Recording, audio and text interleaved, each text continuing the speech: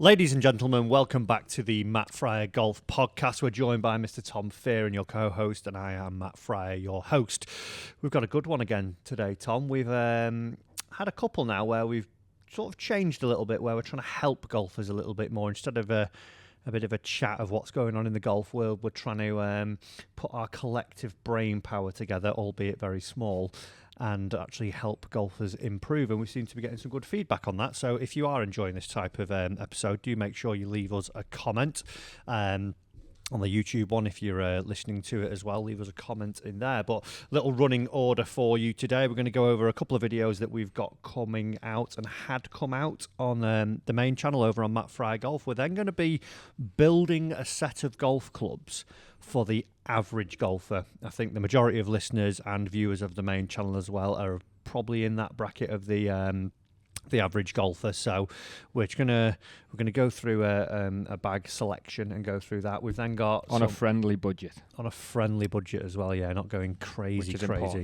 We're then going to get some overrated, underrated, which is probably my favourite part of the week. I've got some good ones today. Yeah, and then a few questions to finish off with. We do want some more questions, and we want you to get some good questions in for us. So do make sure you are following us on our socials, even if it's on the main Matt Fryer ones. Just tag them podcast question or whatever it may be, just question for the pod.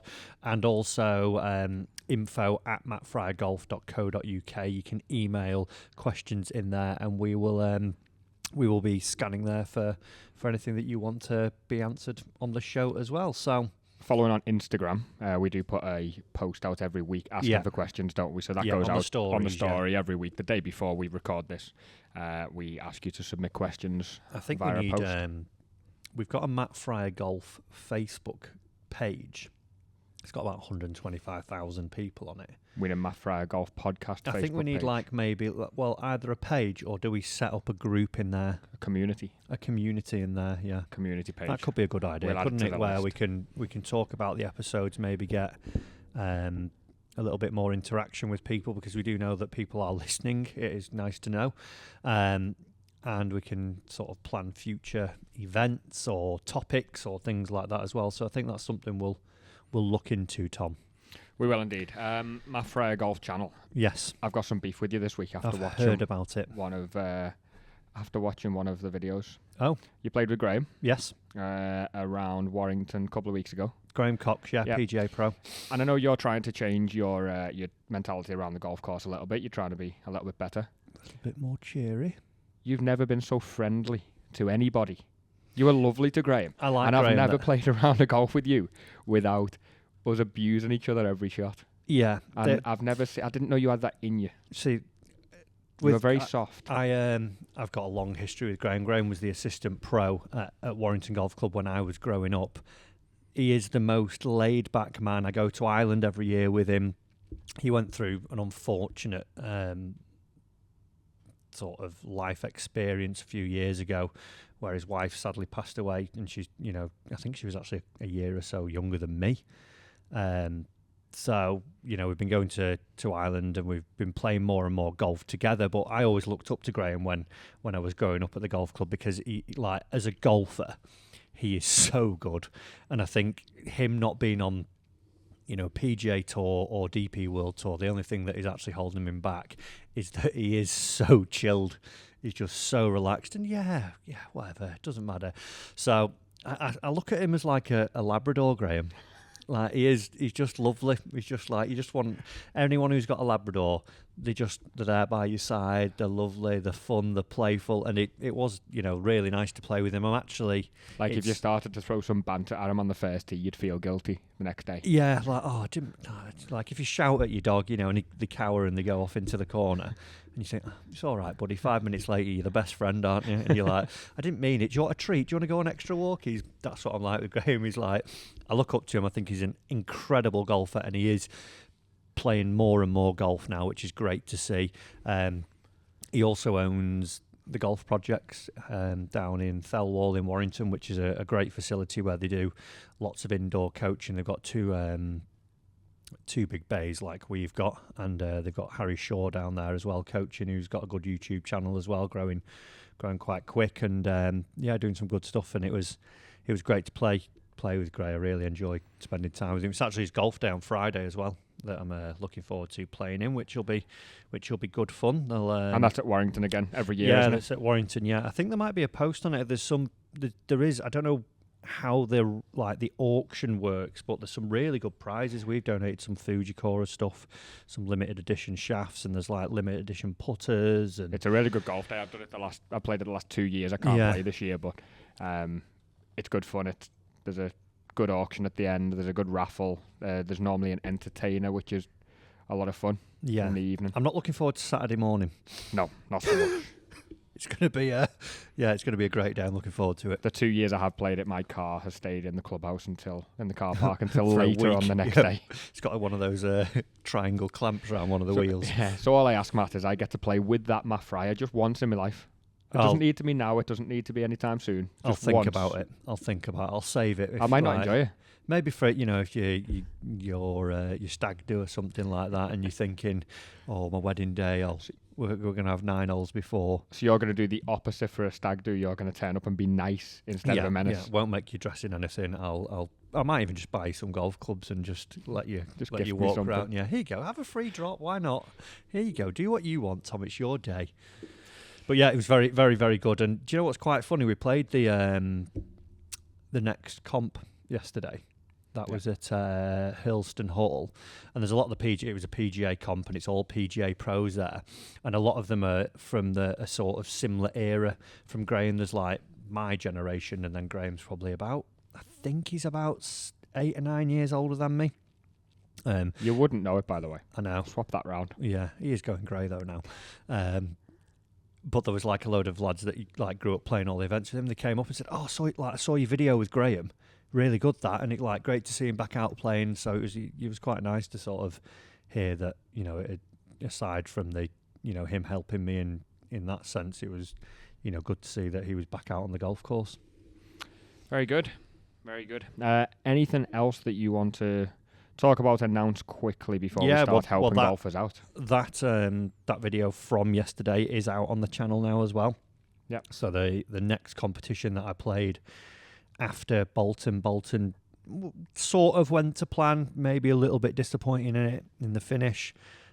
We were then at Hurlston Hall yesterday, and go and check it out. There's some disappointment in there.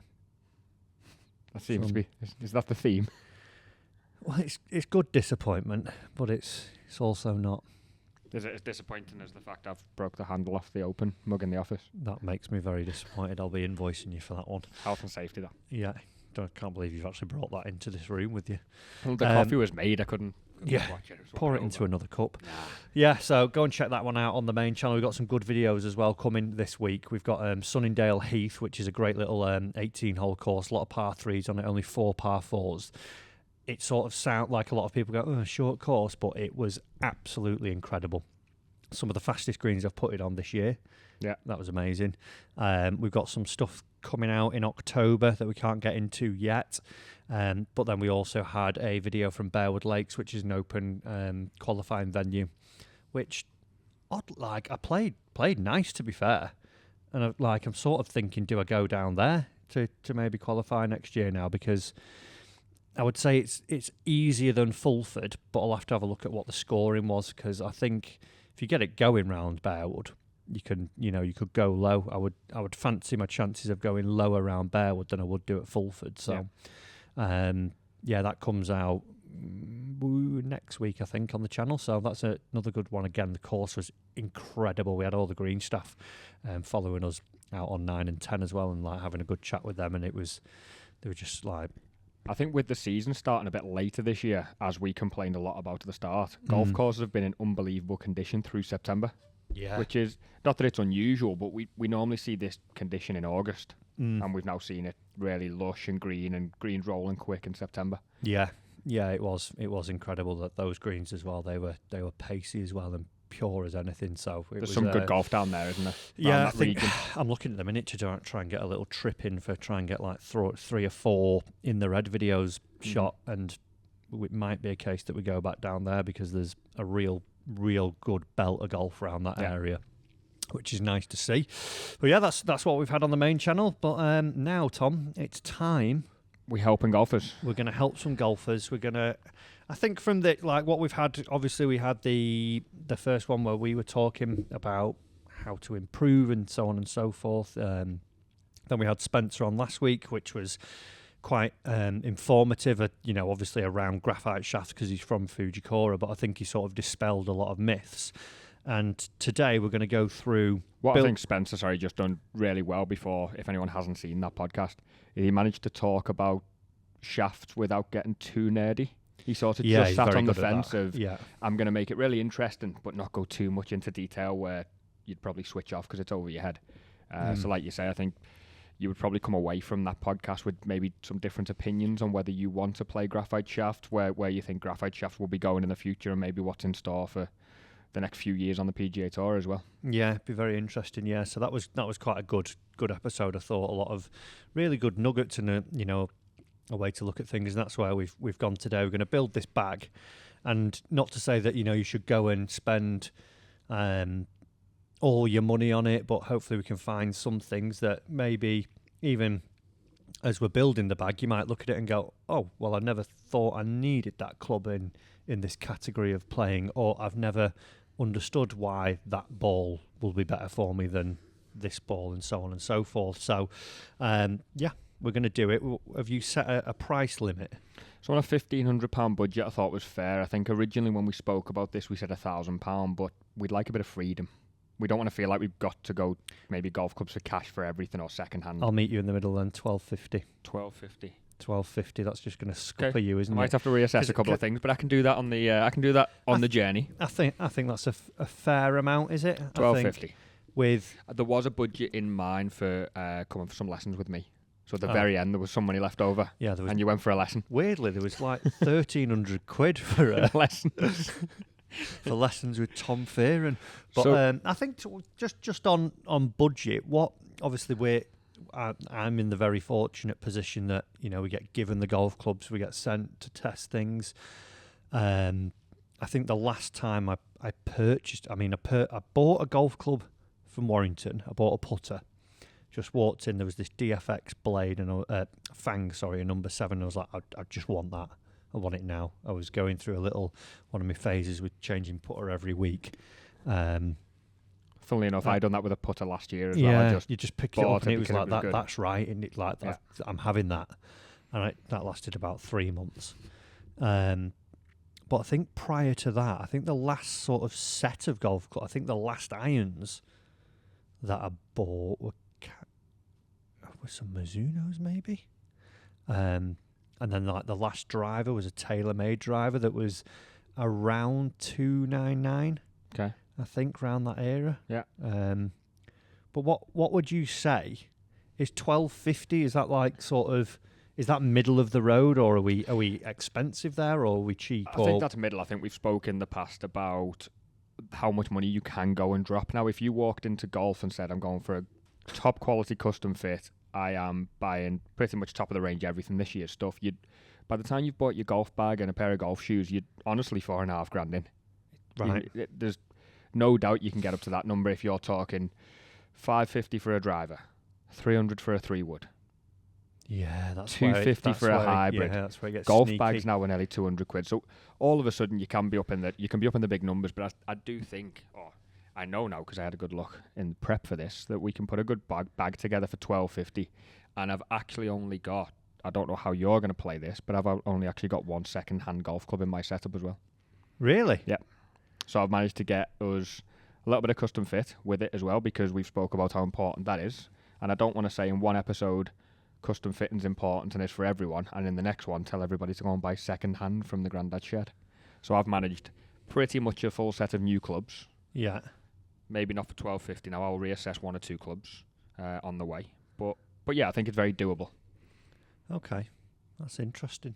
So, do you remember just on that? Do you remember when like a Ping Hoofer bag was like £100? Well, I was chatting to. I've just actually finished with my Ping Hoofer bag, and it was £90. It was, and I took somebody into the shop at work the other day and said, "Oh, these bags are great." I went to pick it up, and it was $199. $199 for a standard carry bag.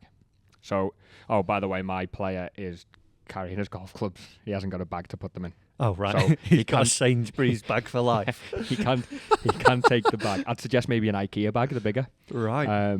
But yeah, he's going to have to get the bag out of his granddad's shed, but that doesn't need custom fit, so we're okay. Okay. One more rule to the game. Okay. Once you've used a brand in a category, you can't reuse it. Oh, so if you go TaylorMade driver, you're not having any TaylorMade irons done. Okay. So we're going to have a mismatched bag. Right, okay. Okay. Am I starting or are you starting? Ooh. How do we start? Going driver down. Driver to putter. we'll go driver down, yeah. Okay, yeah. Do that. Me first? Yeah, you go. All right. For driver, we can get this custom fit at a local golf shop to us here. Yeah. It's an Epic Speed.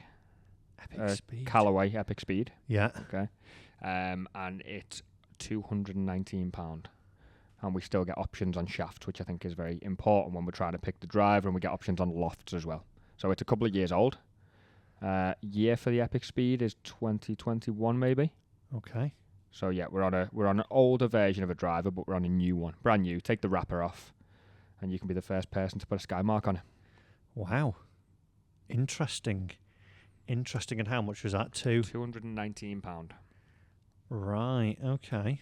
I see what you've done there. 219. So you've got just shy of one. Okay. Right. Well, that's a great fact. Where's that? Scottsdale Golf. No free adverts, but they've got a huge storeroom, by the way, with a lot of left. You can get prior models for, like say, still with options of shafts and stuff from there. So it's quite good. Whatever they've got left over from previous stock, I'm guessing. That's mint. That's mega find. Right, my driver. Here we go.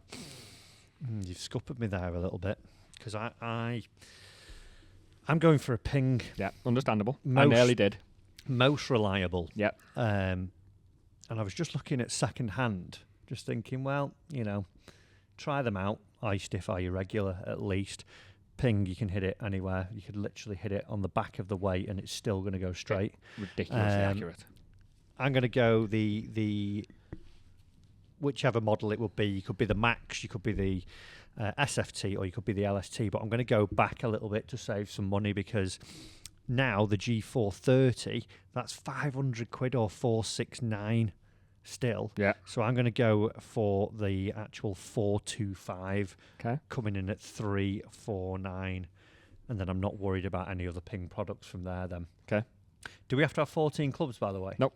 No. Okay. Right. Because we give the advice a couple of weeks ago of an average golfer can sometimes have too many options and too many wedges, and you could have 12 clubs and you're fine. So no, you do not have to. However, I would suggest save some money for a putter. You need one of those. Yes. Okay. All right. So you've gone Ping G425. Yes. In the driver. Yeah, I'm Ping gone. Great minds think alike, Matthew, because I was on a similar wavelength, and that is my 5 wood or 3 fairway wood. Yeah. And hybrid. So I've gone for average golfer. I've said a 5 wood. Yeah. And a 4 hybrid. Yeah. So the Ping G425 Max. Yes. Is £219. Yeah. In the 5 wood. And the hybrid, a 4 hybrid, is £179. But you can only have one of those. You can't have a 5 wood and a hybrid. I was going categories. No. Ah, right, okay. No, fine. We're not having that cheatery. Okay, leave that with me then. So let me leave you. So are we going fairway wood and hybrid, are different categories? Yeah, it's a different club, innit? In that case, we are on a Ping G425 Max 5 wood. Okay. I'm going to go for a 5 wood also. Okay.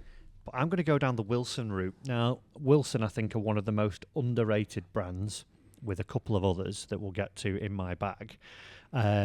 Very easy to hit these hybrids. Yep. These fairway woods. And I'm also going to go 5 wood because I think if with this mid-handicapper that we're imaginary bag that we're putting together for them, as we've found a lot of the time, 3 wood off the deck, very hard to hit. Yep. Generally, the 3 wood's probably getting close to where we would see the driver going anyway. Yep. So, and driver, if you get it, with a Ping that I've bought, you're not missing fairways anyway. So by putting a 5 wood in the bag, that allows it to be quite versatile. It can go from off the tee if needs be, going to pop it up, off the fairway, pop it up nice and easy. So I'm going down the old the old Wilson Dynapower fairway wood there. Okay. Right. That's a very good choice. Would you like me to throw my hybrid at you? No, I think I'm there already. Okay. And thank you very much, Matthew. You've just saved me £20. Have I? Because I've just gone from £179. Yeah. Actually, you've saved me £30. I've just gone from £179 in the Ping G425. I'm now, because I know what brands I've got left as well, I'm in for the Cobra Aerojet. I'm in with a 4 hybrid. Yeah. Which is only 18 months old. It flew off the shelves in the driver. Yeah. And the fairway woods were good. So we've got a Cobra Aerojet at 149. Oh, that's nice. Good work there. I'm gonna, because I've not used TaylorMade for driver, I'm gonna throw him in for my hybrid. £149, Tom. Do you know what that gets me? Go on. It gets me a Sim Max hybrid. Oh, what a in hybrid. number 4. Yeah. So great good. looking head. Yeah. Just like, I would say it's probably one of the easiest to launch. The Sim out Max there. is the most popular golf club of 2024. Yeah. Because all the drivers are. I can assume that TaylorMade have found a truckload and overproduced them and threw them at every single retailer. Yeah. And the amount of people who I teach who are turning up with Sim Max drivers and Sim Max 3 woods and hybrids, and they're amazing. And they're great. Really good clubs. Look good, perform well, Sound forgiving. good. Yeah, there we go. So okay. I'm at £647 and I'm 3 clubs in. Okay. So it's getting a little spenny already. It starts moving, doesn't it? Yeah. And like you say, you've not got that Ping hoofer bag yet. Oh, God, yeah. I forgot about the bag. I'm going to end up putting with my wedge here. Okay, I'm going irons. Okay. I'm going to throw it out there, and I think we've probably both got the same brand of irons here. But I've gone Mizuno JPX 921s, so we're a few years old. Okay. Last generation, but yes, the new. Yeah. So the shiny, you get to put the strike marks on them for yourself. Yeah. And I've only gone 5 to wedge. Yeah, same. Because we don't need the 4. Yeah. And that's £549. I have also got those. Same irons? Yeah. It's quite an easy choice, I think. Probably the easiest of this. I was torn between those and a set of Ping irons. I think that's fair. The HL and the JPX ones, or the even just the standard hot metals, I think they're just so forgiving. But I would say you've probably made the right move using Ping in the driver. Yeah, I would say. Which is why I went for the woods. When it comes to aesthetics as well, I think the high launch 921s look better than a G4 425 that I was going to go for, and I think just as forgiving. So yeah, 549, absolute bargain. I think here what we've done throughout both these sets for that mid handicapper, and this is probably where we would see, some people not do this, is we're going forgiveness. Yeah. We know that, there's probably some longer, faster drivers out there, but we've gone sort of down the safety route with driver. I think that plus the set makeup as well. Yeah. I think we've thought about set makeup a lot more. I don't know what you're going to do sort of wedge-wise, but I think we're on the set makeup trend a lot more than we're on the sort of shiny-looking clubs, the ones that look amazing. And all of these things, at the end of the day, do look quite good as well. We haven't gone for old ugly clubs. Just FYI, we might have to go back to that 1,500 budget. I did think because we're at. Do you know what? 1 second. Where are you at? I'm at 1,196. Yeah. So when I done this originally with 1,500, I had £98 left over, and I didn't spend big on a putter, which we'll talk about in a minute. He's got a wooden putter. Not far off. I'm going to just change my set of irons. So I'm £20 better off than you. How? Just from I think, did you spend on the hybrid? What did you spend on your hybrid? 149 and 149 on my. I spent 300 quid on my fairway. Yeah. No, I was more expensive with my driver. I was 349. So I'm now going to go to a second-hand retailer, and I'm going to get my 921s from there, Tom, just to save me, a little bit in the old tank. Let's see what we've got here. Hot metal. Oh yeah, I'm having these. Yeah, that is all me. £419. Okay. So I'm going to take So what did you have your price originally at? 549. Yeah, I had 549. So I'm back to £647. I'm going to add my 419. But the beauty of this, Go on. I get a gap wedge included. Oh, nice. So I've got 5 to pitching wedge. Then I've got my gap wedge. Okay. And I've got £1,066 spent. What So I got what sort of grade are they? 'Cause I know the second hand, are they in decent condition? Are we struggling with them looking nice? Are we going to be able to keep hold of them for a long time? Or are we going to be selling them on next year? Of course you are. A bit of TLC, get some iron covers on them. No. No, Overrated or underrated iron covers. they're 7. All right. So 7 out of 10. Decent, fair. Good. Get a bit of baby oil on the grooves. Get a little toothpick in them. They're going to look pinging. Fair. Right, so I'm at 1,066. I now need 2 clubs, and I will be done. Okay. Yeah, you don't need a gap wedge, do you? Okay. So I need a wedge. wedges then. Yeah. Like I say, you scuppered me a bit with this budget here. So wedges first of all, and then while you're talking about yours, I'm going to have a calculation because the calculations I've written down here Yeah. are now a little bit off because you changed the budget. Yeah. So Cleveland RTX wedges. Love a Cleveland wedge. I've gone for that as well. Have you? Yeah. They're a good wedge. Great wedge. Really good. Yeah. And I did go for a 52 and a 56, which I managed to find for £99 each, brand new. 99? Yeah. I've got them at £49. Brand new? Oh, you're the RTX 4s there, aren't you? RTX 3 tall satin Oh, chrome. right, if you can get them, I'll take 2 of them, please. Sorry, I bought No, the I'll have last them. one. They've only got a 52. Yeah. You can't have your sandwich. I've got... I had to go for the zip core ones, which are the most recent to be able to find the 52 and the 56. Okay, I'm going to switch up then. Oh, I've got 79.99. Okay. Are they the 588s? They What are a RTX 4. Good wedge, them. Great wedge. You've got a few of those in the office in the Mega. And I'm just going to go for a 58 there. So I've got my gap wedge, Yep. and then I've got a 58. So add that in there, £79. I'm at 1,145. I need to get a bag. We need to get balls and everything. You need 1,500 quid. You need 1,500 You quid. can't do 1,250 in this day and age. Okay, we're going to go back to that then. Yes, because I'm we've back just in the game. I think if you're going to spend that, it's a good exercise to show. My iPad doesn't have a calculator on it to know me. I know they don't put them on anymore, do they? No. That's a good exit. Like, I think if you're in that sort of £1,000 mark, you're best just going second hand, aren't you? Mm-hmm. Finding everything the best condition you can at sort of like matching best condition for lowest price, Yeah. and you still and go back maybe a year on everything, you'll still get some good deals. I think you look at those things and individually, Yeah. all of those items we've picked are a great price and they all feel like a bargain individually. But as you've just seen there, they Start do adding stack up. Yeah, It's like planning a wedding, isn't it, Matt? don't get me started. So yeah, back to 1,500. Yeah, So that also allows me to put 2 of my wedges in there, yeah, which I'm more than happy with.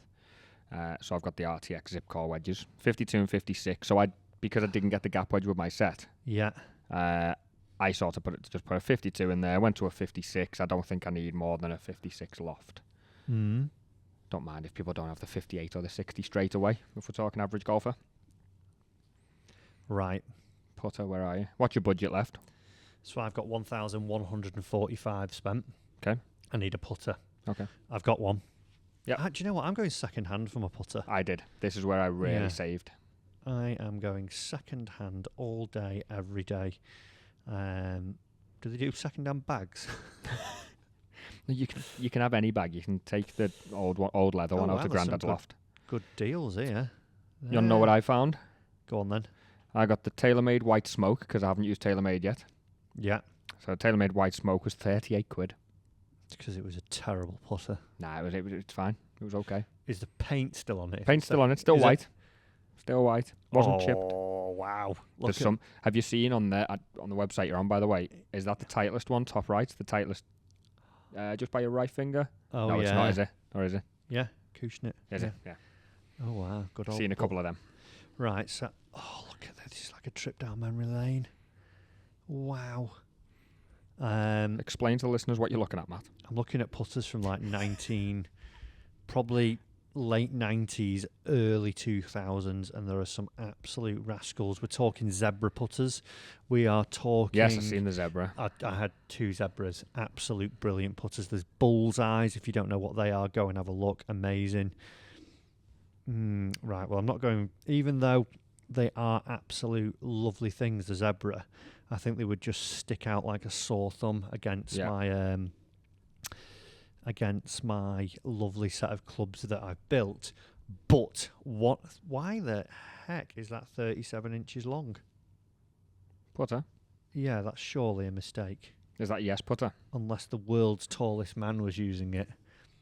37. Oh, it looks battered. A yes Cali putter. Yeah, that is the greatest putter ever made. Great putter. But it's awful. Right, my choice Did you have a yes putter? I had a yes putter. I had the Tracy and a Cali. Yeah, I had Cali. 33 inches with a shorty grip on it. Absolute bomb machine. I'm going to go for... I'm just looking here. I'm looking to spend around about 70 quid on my putter. And I think I'm in a good spot because then I've got to get some balls. And I also want to get some technology, Tom. I want to get into the realm. I love the way you turned up with 1250. Yeah. I thought you were going to do anything impressive. I know. so misguided. Here we go. Right. Oh no, we're nowhere near. Is that the white smoke you've got there? Yes, I think so. That's awful. No, it's not. That is awful. It's going to work. No. It's going to work. You're going to have that repainted, so we're going to add £20 onto your budget for repainting. What brands have I had? Ping, TaylorMade, Wilson, Mizuno, Cleveland. So I need an Odyssey putter, basically, or a Titleist. Are there any Scotty Camerons knocking around here? I don't think so. I would have liked to have got... There's a good few Odyssey putters on there, but obviously I'd used Callaway. Yeah. So I can't use Odyssey. Right, I'm going to go for an Odyssey Rossi Deep Face. Nice. 35 inches, good condition, £41. Okay. Good looking putter, traditional sort of half moon shape, stable, forgiving. I think if you're a mid to high handicapper, I wouldn't even go near a blade. No, that's fair. Get a bit of forgiveness, especially because that's where on your longer shots, on your longer putts, I should say, you're going to lose strokes there. Yeah. Because you'll mishit them, and something with a bit of stability, if it's a toe or a heel shot, is going to help you actually still get the roll out of the putter and hopefully limit a few 3-putts.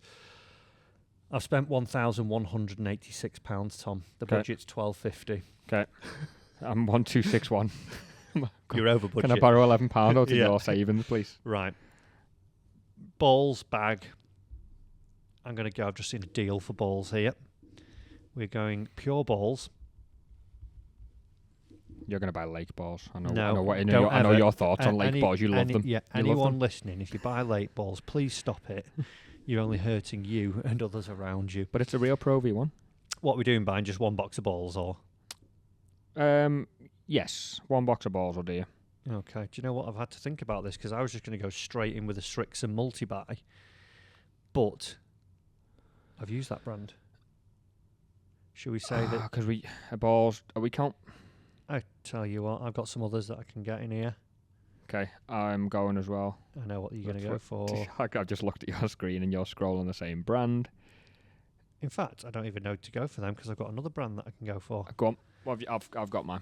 Okay, what have you got? I'm on a box of Bridgestone E6. E6s? For £22.99. I'm going to go for a Titleist True Feel at $24.99. Neither of us have used Titleist, have we? See, this is why I am the brains of the organisation. I forgot I'd not used Titleist. I'm at £1,211. That means I need to get a bag for £39 and I'm in budget. It can be done, Tom. It can be done. Okay, I'm on 1283. I scrapped your budget. 1283. Okay. Right. Pencil bag, obviously. Yeah. Oh, it's a practice bag. I'm not getting my clubs in a practice bag, am I? No, because you bought 14. If you'd have bought a half set, you'd be flying. Pencil bag with a little stand on it. Oh, look at these things. Can't use the same. Wow, 150 quid for a pencil bag? Yeah, it's ridiculous. That's wild. What does it do? Carry the clubs for you? I've got, so you might class this as cheating, but I don't. I've got a spare carry bag in the garage at home, and I'm going to give my spare carry bag to the average golfer for free. You dirty cheat. So the bag's free. Okay, if you want to play that game, I've got a McGregor little kickstand bag. Yep. That is a flip golf pencil bag. Has a miniature stand on it. I actually use one of these at the minute. It's quite cool. Not a McGregor one though. $54.99. Yep, nice. Great bargain. Yep. So with all that, I've come in £15 over budget, Tom. £15 over budget. Yeah. If we were doing 250, you've not bought your pink Castle tees. Okay. You haven't bought them yet. I'm actually hitting driver off the deck. Nice player. Average golfer, he says. Okay, pound. Okay. I'm £33.99 over budget. Okay, and do you know what I'm also going to get? Just because I've got, if we're going, well, if we're going 1500, we've got some tech, like you said. Yeah. What tech should be an average golfer's first purchase? Should it be a laser rangefinder? No. Should it be a simple app on their phone? If it's free, yeah. It be buying one of the brands, ShotScope, Garmin, a watch of some sort? I would advocate a watch. Yeah, same. And if that watch has the ability to get tags in the golf club, even better. You can track how you're going, and it's going to highlight, through the apps that are associated to the watch, say ShotScope that we use. I was very much sort of like the old school thought of, well, I'm a good player, I'll use a laser. I don't need a watch there for high handicappers. Now, I go and play rounds now where I don't get my laser out. I'll look at the middle and the back distances a lot more and play towards those numbers. I think, lasers, when we see the pros, they could hit their 8-iron 162 yards if needed, and if they need it to go 167, they can do that. Us mere mortals are in sort of, well, my 7-iron will go 140 to 150. So then you can bracket yourself with those yardages that are front, middle, back. I would strongly advocate that for every average golfer out there, they are playing to the middle and to the back distances when hitting into greens, because 83% of people come up short of the green when hitting into it. So if you think, oh well, I can't go beyond the green, if you count back on your fingers how many times you've overshot a green in the last 5 rounds you've played, not because you've thinned it through with a chip, but when you stood there in the middle of the fairway with an 8-iron, a 9-iron, I don't think you'll need all 10 fingers. And for somebody who maybe already has a laser and doesn't maybe have it in the budget for a watch, they need to start zapping objects a bit more, trees, bunkers. The amount of times I will laser the top edge of the front bunker, right, so whatever club I choose has to cover that. Yes. Or I might be able to laser a mound at the back of the green a little bit and think, well there's my max, because the trees start, the rough starts, so I need to be less than that, and I can drop a short to the flag, whatever it is. Yeah, even using them for getting your yardage is one thing, that we used to do before launch monitors were readily available, and the sort of tracking, like the tag systems. Remember Game Golf that came out? Like the one thing of the first ones, you tabbed it on your belt. It was well annoying.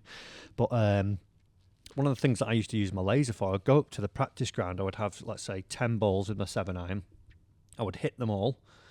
I'd go down, my bag's up at where I've been hitting from, go down with my laser, find the middle point of those 10 balls and say, right, well, that's my average. Laser back. Yeah. And if you could do that, if you've got the ability to, do it on the practice ground at your golf club, or you've got a field where you can do it, or something like that, or, even when you go and play a round of golf, if it was that, instead of just on the par 5 thinking, oh, I'll just hit whatever, you think, okay, I'll hit a 7-iron down, okay, here's my point, where's that got to? And just actually, use it as a bit more efficiently in that way. It's not just simply the flag is X. No, because you can't stand there throwing darts. No, exactly. So even off tees, I think I might have mentioned this a couple of weeks ago, the amount of times I stand on kind of a dog-leg tee and I've got the rangefinder laser in my hand and I'm sort of getting a yardage to the trees and working my way down the rough. How far can I hit it that way? Yeah. If I'm going to start taking the aggressive line, how far can I hit it? And you get a good picture in your head rather than just this piece of equipment's a flag shooter. Yeah, exactly. And something else, obviously, the GPS watch massively helps is the blind shots. Yeah, blind shots gives you a good idea. If they've got hazards on them, they can track your score. But for me, I think the real unutilised tool is that tracking for the app. For us, we use it very much for all the rounds that we do from in the red and even my comps and things like that. And it does highlight areas, because even when I've done it with students and they say, I want to work on my driver, and you go, well, it just shows you data, like they've got an integration, from Top Trace from Flight Scope. Now you can see numbers there, but with like Shot Scope, you say, well, let's see what's actually happening out on the golf course.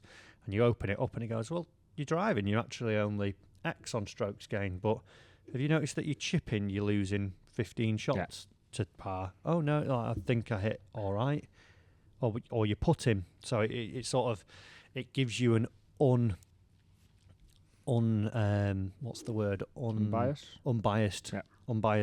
review of actually what you're doing, because we sometimes have a clouded view of what we are good and what we're not so good at, don't we? Oh, hit it great, putt great, and you go, you had 40 putts last week. No, you don't putt great. Yeah. So for me, I'm throwing in a watch. Not overly expensive either. No, really. 120 quid for a Shot Scope watch. There you go. Is that with the code MattFryer Golf on the website? No, it's not. Go and try that out and see what that gets you. 1,385 pounds, Tom. Okay. All in. What are you? Where am I? How much was the Shot Scope? Because I'm buying the same watch. 120. And I've put £1 on for a bag of teas. Okay. I'm going to buy. Do you know one thing that we've got to get as well? Go on. Golf shoes. I've got £95 and 1 penny left. Okay. I'm going to get just a borderline pair of shoes. I've not used this company. I'm going to go. I'll tell you in a minute. I'm going to go. I realised that I might not be able to do what I said, so I'll check first. Oh, there we go. I'm going to get some Adidas Retro Cross. There you go. How much are you paying for them? Not much. £43. So I've got my shoes. I don't wear a glove. Don't like them. Well, I'm going to buy a glove as well. Shoes, gloves. I've not got a glove. I'm just going to wear my office clothes. I've got the Adidas Traction Spikeless golf shoes, so I can go in the clubhouse in mine as well. Yeah, I don't know if yours are spikeless. Mine are spikeless as well, okay. So I could even go down to the pub they're afterwards. £39.95. So I've done £1,428. It's a lot of money, that, isn't it? Yeah. I am £1,444. How much? 1,444. Have you just I dropped a wedge.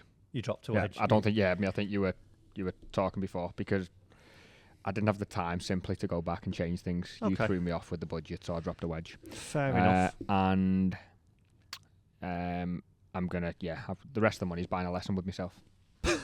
Well, to be fair, I've got the best part of £72. Lesson money left. Yeah, I could get a package. So, interesting one there. And I think, like you said, that as we've a little bit of fun for us to do that. But I think the big thing that we've done there is that point out it is quite expensive in some extents. Yep. Switching between, I would say, irons are probably the best thing to buy second hand.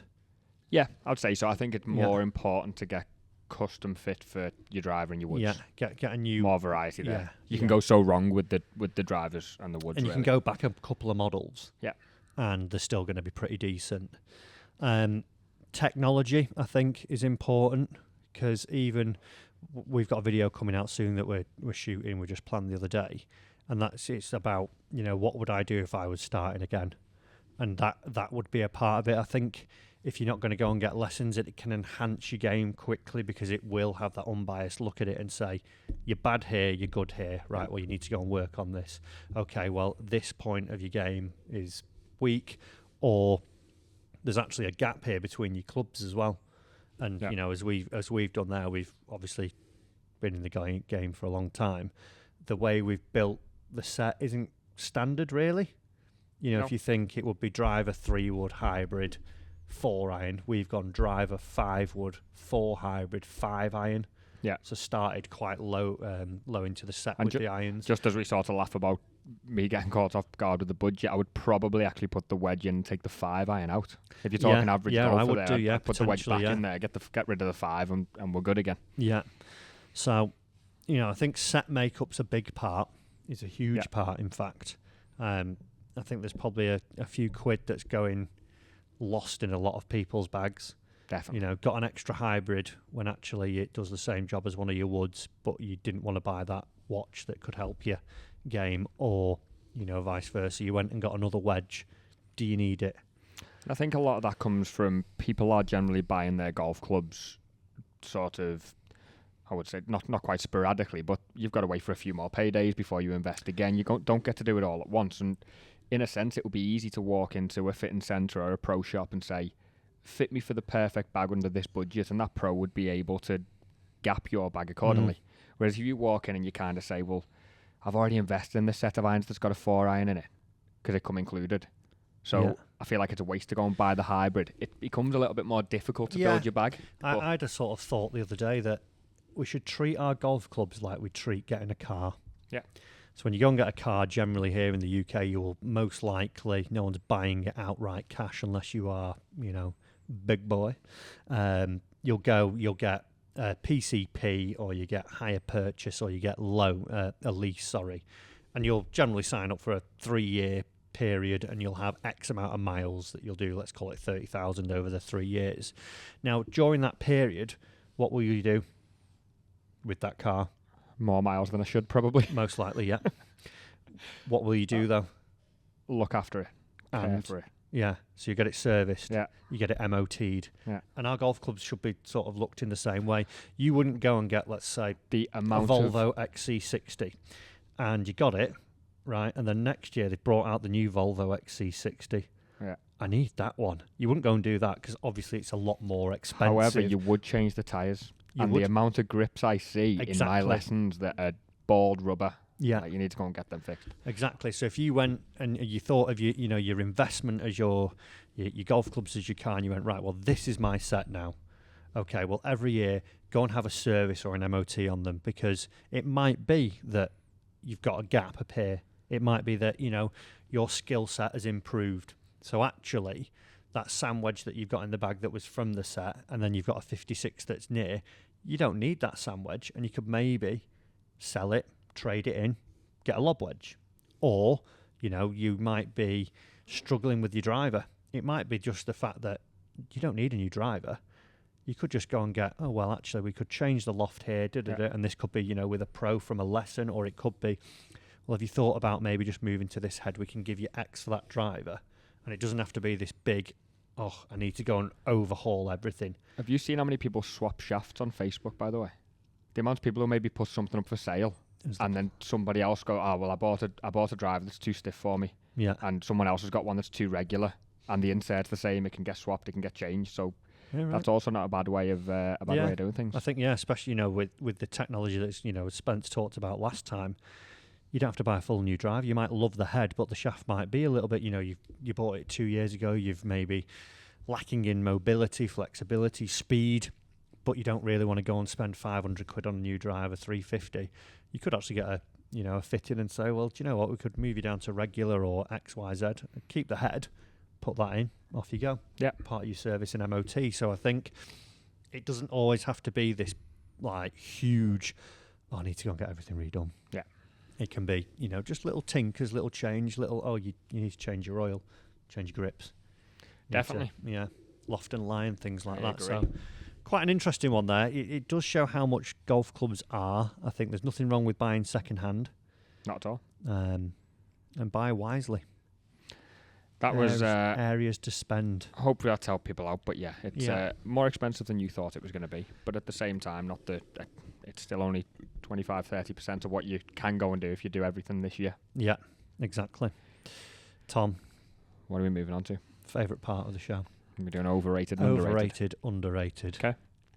I've got 2 this week. I've got 2. Okay. I went first with the driver, so I'll let you. I will let you go first with this one. Okay. Getting into people, mid-handicappers, high handicappers. When I grew up, this was a staple of golf, and that was stroke play. But has it become a little bit overrated now? Stroke play, overrated, underrated? You're going to say that stroke play is overrated. And I'm going to go against... Either way, I'm going to say stroke play is underrated. I don't think it's played quite enough. Understandably why it's not played enough, but I think there's maybe too many Staplefords going on and other things doesn't make you count your full score. Where do you stand with that? I want to say it is underrated. You know, I grew up playing it. Okay. And it was like, play for your handicap, get as good as you get. It was like an honest reflector, and you went, right, I'm going to go and work on that. You'd be more scared of a medal weekend. Oh, yeah. On the golf getting club. 0.1 back was like the worst thing in the world, wasn't it? As where now the new system, it's, you know, my thoughts on that. I think it's underrated. Now, it still does, in terms of handicaps, it still does work the same as it used to. I think it still just counts double as your max score anyway, like Stapleford would. But I think more golfers should play stroke play more often. Yeah. I don't mind playing Stapleford. Gets you good. Yeah.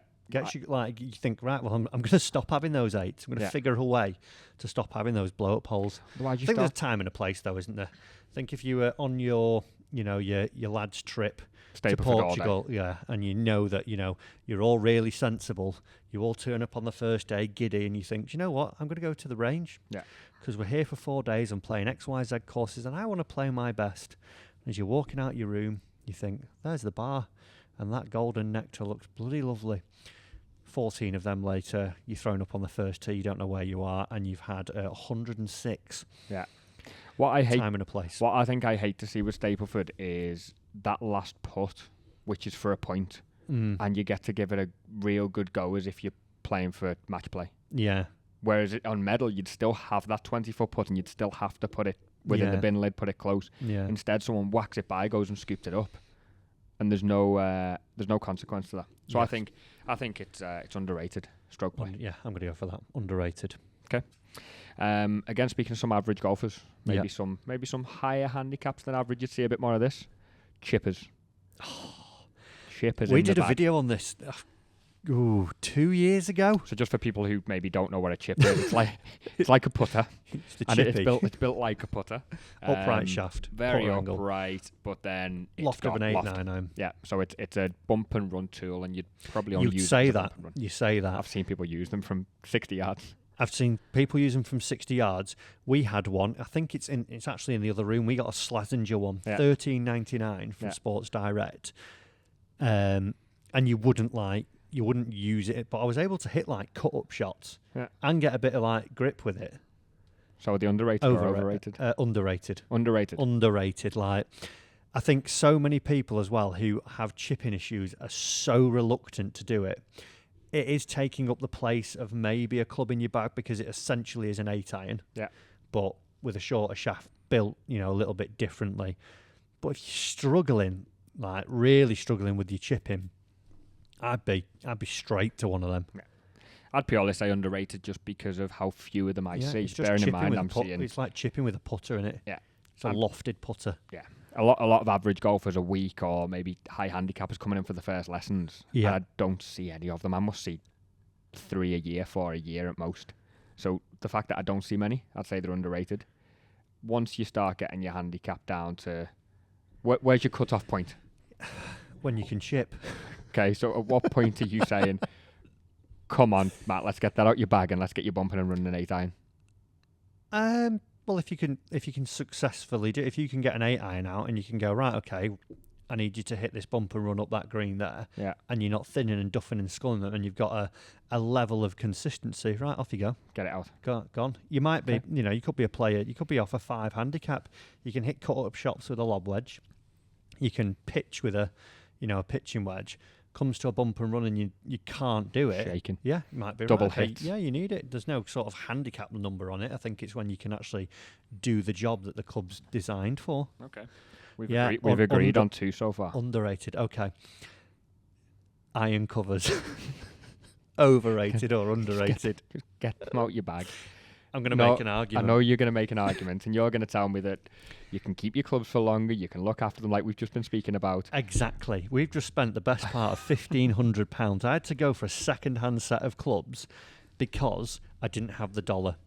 Okay. So, Aaron Rye, my man who gets them for free from the tour, he's got not only 2 gloves, but he's also got a set of iron covers. Now, do you think that people say, oh, get rid of them because it's cool to do it? It's like when someone says, "Oh, do you like this band?" No, I don't like them. They're too mainstream. Just add £14.99 on there just for your iron Okay, covers. yeah, That's and all. I'm still Okay, coming. you're still under budget. That's Yeah, fine. still under budget. Yep. Maybe not the ones with the zip because they're like, I'd work them. yeah, they're creepy. Then You know what I'm going to tell you about iron covers? the neoprene. Why'd you put a cover on your wood? Why'd you put one on your putter? Because if my putter face ends up all dinged up, Yeah, then get a new one. need to buy a new one. If you can't look at your driver when it's got a scratch on the top of it and True. things, it's very ugly. But what if you got like little... You want me to tell you what you're going to do with iron covers? You're going to leave a little Lose trail them. around the golf course like Hansel and Gretel. I know exactly where you've gone because I've gone, oh, there's Matt's 9 iron cover. Oh, there's his towel as well. I think they are underrated.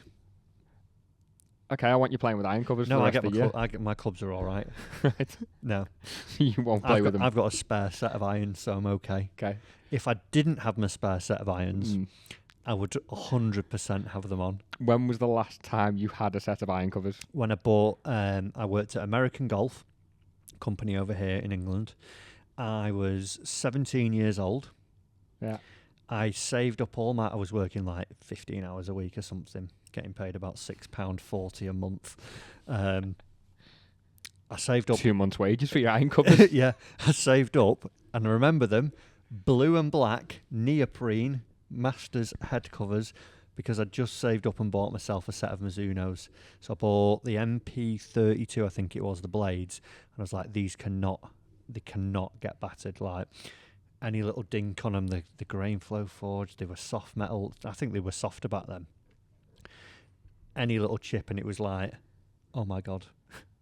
What has happened? I'm going to cry. So I had head covers on them. Fair. Yeah, I had head covers on them. I do remember with the same thing, sort of set of forged irons I had, and they were only about 2 weeks old, and I've hit a 5 iron out of a bunker, long and just. I've just done that with my lob wedge. Stone in between, I've and got just one. right in the middle of the face. Middled it though, Yeah. but right in the middle of the club face, just a stone dinked right across to two grooves. So it was a decent size one as well. Done that. But guess what? Iron covers weren't stopping that. No. Because when I'm swinging a golf club full speed at a golf ball, but one thing I will say I do advocate on iron covers is, John, you've got to set them on fire. John, you got one or two of those mates who seem to walk by bouncing the golf bag off the back. Yeah, I don't. And it's clang, clang, clang. Yeah, clang. if you are that person, So, you should have iron covers. Iron covers. Yeah, shut up. 100%. Because Yeah. I don't need to hear you carrying your bag from 2 fairways over. Yeah, horrific. So that. get your iron covers if you walk like that. I should say. So underrated. Bet you if We Dustin agree. Johnson carried his bag, he'd clang. See the way he he'd walks? be a clanger, yeah. a lot. Okay, my last one Yeah. is Scotty Cameron putters.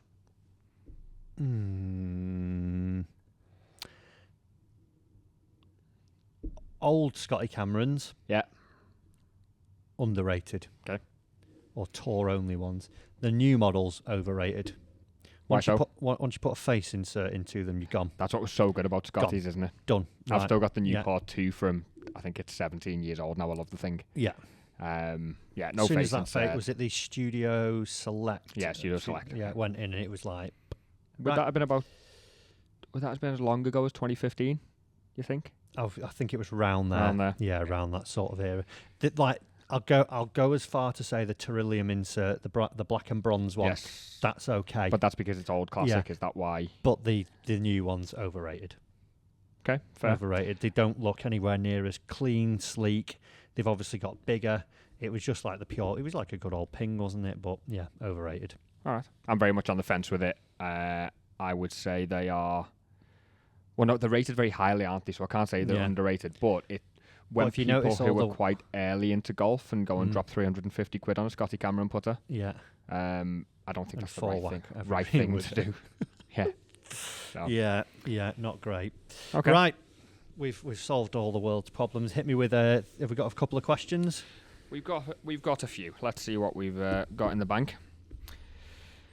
So on Instagram we've got Porky_85. Do you think YouTube golf will ever die off? Never say never, but no, not at the moment. It's rising. We've got great creators in the space. A lot more people are watching YouTube on the telly. I think we're actually getting more popular. I would say we're, as a category, if you put it as a tour, are more popular than some tours out there. I've just started putting some coaching videos out, so the trends now are flying. Done. People like Bryson's, your good goods, Grant's, Rick, Pete. It's got momentum at the minute, hasn't it? It's not going anywhere for a long time. Okay, what are your thoughts on? This is from Callum Christie. What are your thoughts on count back to horrible way to lose? I think he's just been beat on a count back at the weekend. He was probably playing Stableford as well. Well, it is what it is, isn't it? Like how else are you gonna if you're playing your Saturday medal? Unless you're all going to wait around and go back up 18. Wait around and have a 3-man shootout. Actually, I think a chipping comp on the green. Yeah, with chippers only. Yeah. No, I'm fine. It needs unless it was if it was your major at the club, maybe you could do a form of playoff. But for everyday comp, it's you might get the luck of the draw. You may have finished badly as well, so that's down to you to finish better.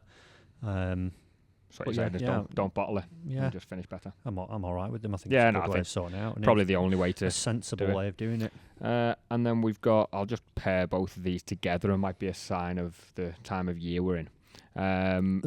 Favorite winter weather gloves, especially when it's raining, and best rain jackets. So that's from. Don't like wearing winter weather gloves. I've got some Mizuno ones that actually were really good. I hate playing in 2 gloves. It feels like you've got like boxing mitts on. Yeah, it does. Those and the Mac Wets are highly rated, aren't they? Mac Wets are a big one. Waterproofs. Again, like I've got Mizuno ones, and to be fair, they keep me relatively dry. I think depending on the level of rain that you're going through. Galvin Green are obviously a big name over here that are good for it.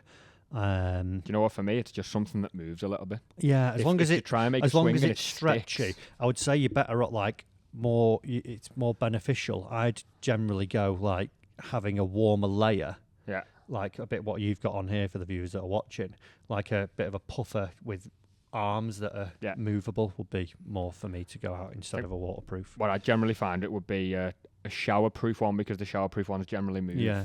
And if I'm getting that wet that it's waterproof, or need waterproof, we're probably not playing anymore because the greens are flooded. Yeah, so exactly. If it needs to be, I used to sort of love the Galvin Green stuff, but if you need Gore-Tex stuff, you're playing in some horrendous conditions. Just get a little bit wet and carry on. But yeah, the showerproof stuff will stretch when you make a swing. There's nothing worse than trying to get to the top of your backswing and being stuck. And that's everything for our questions, Matt. Lovely. So if you do have any questions for us, do make sure that you're joining us on any of the socials. Look out for the poll we put out on the main Matt Fryer one, generally on a Monday or a Tuesday, to get those in, and info@mattfryergolf.co.uk.